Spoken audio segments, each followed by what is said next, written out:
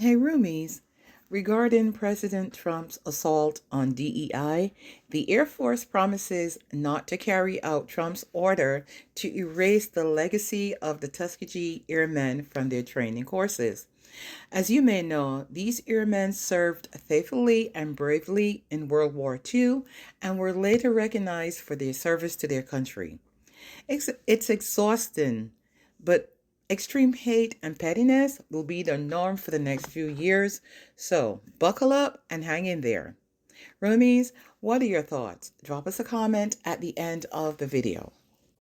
The Air Force stepped up and said, we will not stop teaching about the Tuskegee Airmen.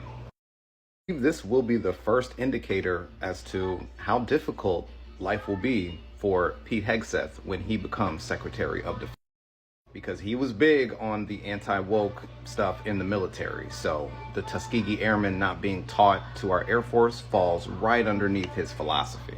Well, why did the Air Force say we will not stop teaching our servicemen about the Tuskegee Airmen?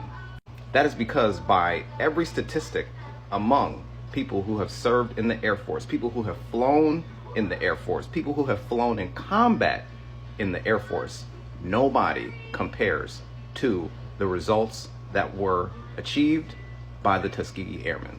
I'm going to read you a few stats as to just how incredible these men were at their job.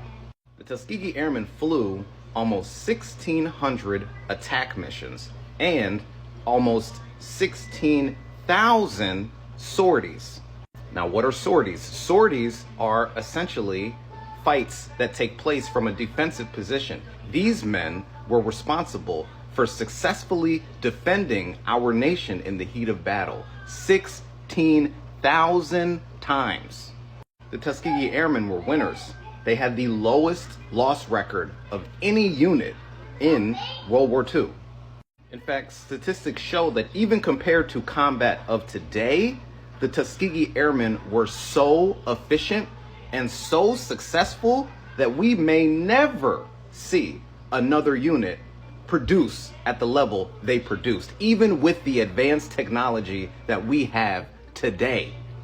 By all accounts, these men were the closest thing we had to super soldiers, all right? Even the German government considered the Tuskegee Airmen the most dangerous threat the United States had to offer.